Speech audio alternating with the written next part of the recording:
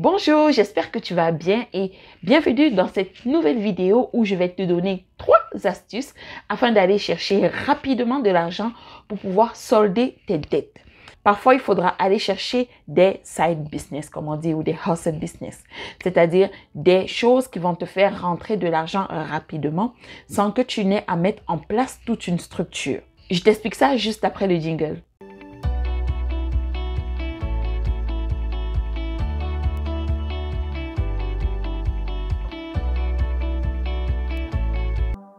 Avant de commencer, mon nom est Christelle Gueneg et je suis consultante en intelligence financière et en investissement immobilier.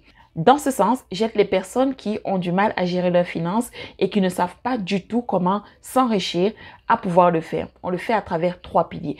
Le premier pilier, la fondation, c'est de pouvoir régler les dettes. Tout ce qui est dette, budget, épargne, on travaille dessus.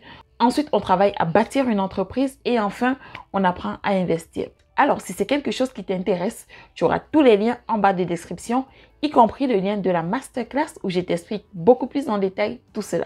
Pour ceux et celles qui souhaitent investir dans l'immobilier, vous avez notre contact, n'hésitez pas à nous faire signe.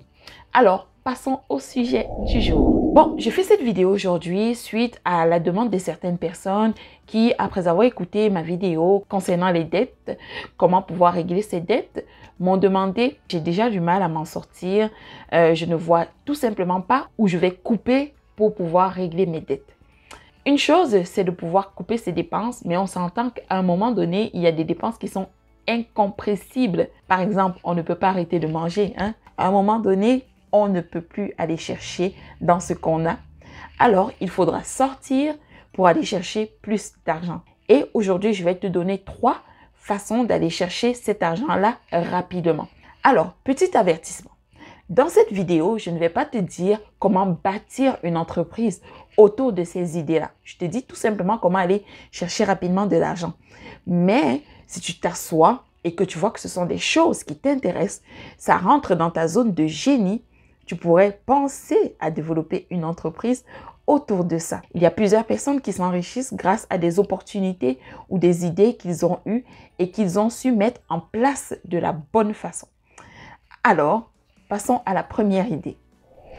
La première idée que je vais te dire ici, c'est la vente d'articles.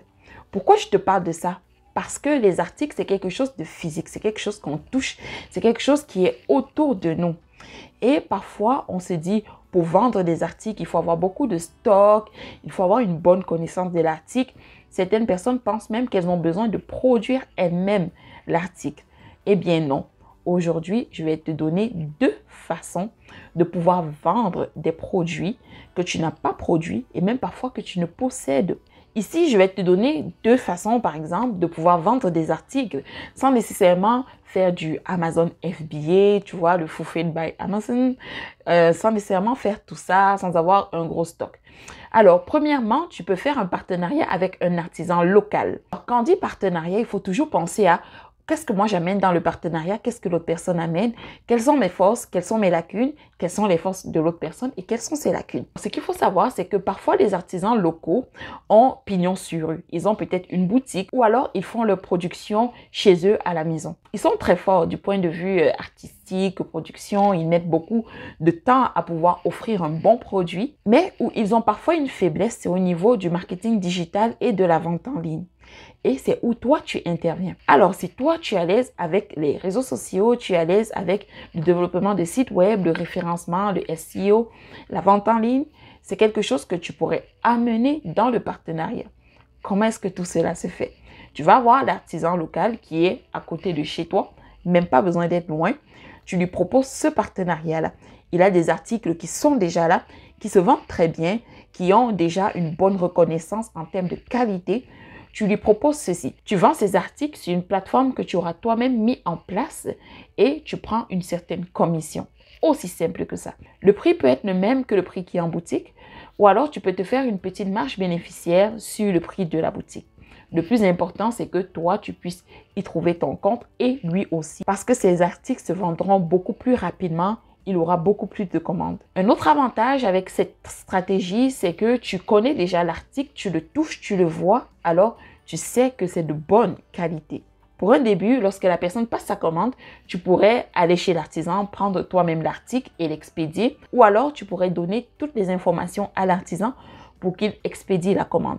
Une autre façon d'automatiser encore plus serait de connecter ton système au système informatique de l'artisan afin que lorsque tu reçois une commande, l'artisan soit automatiquement informé et qu'il puisse expédier sa commande. Alors, on s'entend qu'il y a quand même quelques petites choses à mettre en place, mais tu n'es pas obligé de passer à tout le gros système pour un début. Pour un début, tu pourrais tout simplement te positionner comme un revendeur de cette marque-là, un revendeur officiel, un revendeur agréé, et tu aurais ta petite marge de profit. Un autre avantage de ce système, c'est que ça te permet d'avoir rapidement des sous. Un inconvénient, c'est que ce n'est pas ta marque, ce n'est pas ton produit. Alors, si du jour au lendemain, l'artisan décide de couper les ponts parce que vous avez peut-être une mésentente, alors la production s'arrête et tu ne pourras plus vendre ce produit-là. Mais comme je t'ai dit dès le départ, ça peut être une bonne idée pour se faire rapidement de l'argent si tu n'as pas nécessairement envie de bâtir une entreprise autour de ça. Ça peut juste être un side business que tu fais pour pouvoir ramener de l'argent rapidement dans les poches. Une autre façon serait d'acheter des articles qui se vendent très moins cher et de les revendre à un prix régulier. Par exemple, sur Facebook Marketplace ou alors sur Craigslist, tu as parfois des articles qui sont bazardés ou même donnés. Ce sont des articles que tu peux récupérer si c'est dans un état neuf et pouvoir les revendre sur d'autres sites, des sites comme eBay, des sites comme peut-être Amazon. Tu dois regarder les règles de revente. Si tu cherches rapidement du cash et que tu tombes sur des articles très moins chers, tu pourrais te dégager rapidement de grosses marges bénéficiaires. Donc voilà pour ce qui est de la première façon de pouvoir chercher rapidement du cash. La deuxième façon de pouvoir chercher rapidement du cash, c'est un peu comme la première méthode, mais cette fois, au lieu de vendre des articles, ça sera de proposer l'entreposage et l'expédition des articles. Oui. Avec la pandémie, le commerce en ligne a connu un bond incroyable. Amazon à lui seul, en 2020, a fait un chiffre d'affaires de 500 milliards de dollars en termes de vente. 500 milliards, c'est beaucoup. Plusieurs personnes qui avaient l'habitude d'acheter dans les boutiques physiques se sont tournées vers les achats en ligne parce qu'elles n'avaient tout simplement pas le choix. Et après, c'est resté une habitude. Alors, de quelle façon est-ce que toi, tu peux te démarquer à ce niveau-là et profiter de cette effervescence? Alors, si tu ne veux pas nécessairement acheter les articles pour les revendre toi-même, tu peux proposer un service de stockage et d'expédition. Pour ce faire, il faudra bien cibler tes vendeurs potentiels. C'est-à-dire, ça doit être des personnes qui ne sont pas dans ta région géographique. Ça doit être des personnes pour qui expédier à leur clientèle coûte extrêmement cher par rapport au prix du produit. Je te prends un exemple. Tu peux avoir une marque qui vend très bien au Canada, mais qui est établie en Afrique, par exemple. Alors, tu sais bien que les frais d'expédition de l'Afrique pour le Canada, c'est pas mal élevé. Toi, tu te positionnerais comme une personne qui entrepose le stock de cette marque-là et qui la vend, qui l'expédie selon les ordres que la marque va te donner. Donc, tu peux avoir 2 commandes en une journée, tu peux avoir 3 commandes en une journée. Qu'est-ce que ça te prend? Ça te prend tout simplement d'avoir un bon espace de stockage chez toi. Et plusieurs personnes l'ont, surtout des personnes qui ont des maisons. Elles ont souvent beaucoup d'espace de stockage et elles ne savent pas quoi en faire. Donc, si tu as un espace de stockage, tu peux recevoir la marchandise, la stocker dans de bonnes conditions en plus, au sec, ce n'est pas humide, ce n'est pas soumis aux intempéries. Tu stockes les marchandises et une fois que cette marque-là reçoit des commandes, à tous les jours, tu vas à la poste pour expédier. Et ça peut se faire dans le sens inverse. Pour des personnes qui sont en Occident et qui souhaitent vendre en Afrique, tu pourrais te positionner comme un centre local de stockage. Alors, les personnes t'enverraient le stock et toi, tu expédierais. L'avantage ici, c'est que c'est un business de service. Donc, toi, au départ, tu n'as pas d'argent à sortir de ta poche. Ce sont les personnes qui t'envoient leurs produits, tu réceptionnes. Et quand tu expédies, tu as un pourcentage ou alors tu as un tarif forfaitaire sur les commandes. L'inconvénient, par contre, c'est que c'est un business qui va te demander quand même du temps parce qu'il faudra prévoir aller à la poste chaque jour pratiquement. Mais ça peut faire partie de ta routine. Tu peux simplement te mettre dans ton agenda que par jour, tu prends 1 heure où tu prends les commandes, tu les emballes et tu les mets à la poste. Voilà, une idée business, tu te positionnes comme un mini Amazon ou alors comme un mini entrepôt. Un autre inconvénient, c'est que c'est un business de confiance. Alors, il faudra que la personne ou alors l'entreprise qui t'envoie son stock te fasse suffisamment confiance. Il faudra aussi mettre beaucoup de choses en place au niveau de la douane et vice-versa. Il faudra que toi, tu fasses confiance à l'entreprise parce qu'elle envoie des choses que tu vas réceptionner. Il faudrait s'assurer que ce sont des choses qui peuvent passer la douane, que ce soit des choses légales, que ce ne soient pas des produits dangereux, mais que tu n'aies aucun problème à stocker son matériel. Il faudra aussi penser à pouvoir déclarer cela au niveau des assurances. Bref, il y a beaucoup de petites choses comme ça auxquelles il faut penser. Mais comme je l'ai dit une fois de plus, ce n'est pas nécessairement une entreprise que vous voulez bâtir autour de ça.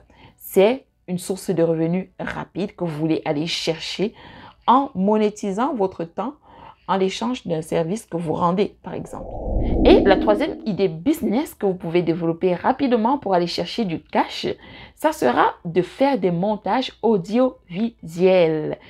Alors, si vous êtes bien à l'aise avec l'informatique, tout s'apprend, d'accord? Tout s'apprend. C'est juste une question de temps, une question de volonté. Quand je te dis montage audiovisuel, je parle de quoi? Tu vois, je te parle, c'est une vidéo toute propre, parce qu'elle a été nettoyée au montage. Je ne peux pas te dire le nombre de parties qui a été coupées. Et parfois, pour une petite vidéo de 10 minutes ou 20 minutes, ça peut prendre du temps à monter. Et donc, il y a des personnes, comme moi par exemple, qui n'ont pas beaucoup de temps à consacrer au montage vidéo et qui ont besoin de personnes qui s'y connaissent. Donc, si toi par exemple, tu es à l'aise avec l'informatique, tu peux apprendre à monter des vidéos. Il y a plusieurs logiciels qui le font. Je peux te recommander Filmora. C'est un logiciel qui est très facile à apprivoiser et à utiliser et qui ne coûte pas cher. Tu peux avoir une licence à vie pour le prix modique de 100 $. 100 $, ça peut être petit pour certains, beaucoup pour d'autres. Le plus important, c'est de savoir à combien tu vas tarifier tes services. Alors, il faudra regarder dans ta région combien est-ce qu'on peut payer un monteur vidéo. Mais ce sont des choses qui peuvent aller à aussi peu que 25 $ par exemple pour une vidéo de 10 minutes, à aussi cher que 500 $ pour une vidéo de 10 minutes. Ça dépend du niveau de professionnalisme, ça dépend du logiciel que tu auras utilisé, ça dépend de beaucoup de choses. Mais tu auras compris que pour un départ, ça peut te permettre d'aller chercher rapidement de l'argent. Et une fois de plus, si tu choisis un bon logiciel qui est facile à utiliser, la courbe d'apprentissage est exponentielle et tu ne peux pas manquer de clients. D'ailleurs, si tu deviens pro, appelle-moi. Comme pour les autres business, je vais te donner un inconvénient. L'inconvénient, c'est qu'il faudra débourser en amont une petite licence pour aller acquérir le logiciel. Il te faudra aussi quelques heures de travail pour pouvoir parfaire ton art. Mais une fois que tu seras doué, tu seras bon, prêt à partir. Et tu pourras monter des vidéos et monétiser tes services et même le faire à titre personnel et pourquoi pas monter une chaîne YouTube. Donc voilà pour ce qui est des 3 activités que je voulais te partager aujourd'hui avec lesquelles tu peux dégager rapidement du revenu. Certaines vont nécessiter un tout petit peu d'investissement de départ, mais en général, tu pourras rapidement avoir ton retour sur investissement et même avoir une certaine rentabilité après seulement quelques jours ou quelques semaines. Donc voilà, si tu as aimé la vidéo, je t'invite à laisser, comme d'habitude, un pouce en haut. N'hésite pas à partager autour de toi parce que ça pourrait aider une ou deux personnes à pouvoir sortir rapidement de l'endettement. Laisse en commentaire ce que tu auras entrepris de faire et aussi partage d'autres astuces ou d'autres idées business que toi tu fais pour pouvoir arrondir tes fins de mois. Et merci de m'avoir écouté. On se dit à la prochaine. Bye.